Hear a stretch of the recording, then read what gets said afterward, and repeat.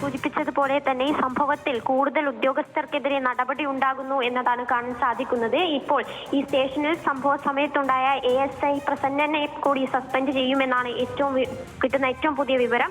നാളെയായിരിക്കും ഇതുമായി സംബന്ധിച്ചുള്ള ഓർഡർ ഇറങ്ങുക.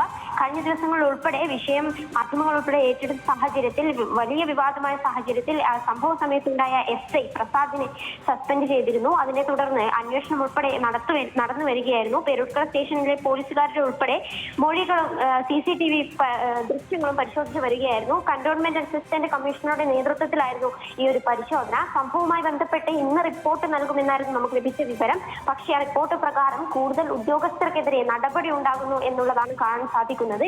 എന്തായാലും സംഭവ സമയത്ത് ആ സ്റ്റേഷനിൽ ഉണ്ടായിരുന്ന ASI പ്രസന്നനെതിരെയാണ് ഇപ്പോൾ പ്രസന്നൻ കൂടി സസ്പെൻഡ് ചെയ്യപ്പെടും എന്നുള്ള വാർത്തയാണ് ഇപ്പോൾ പുറത്തു വരുന്നത്.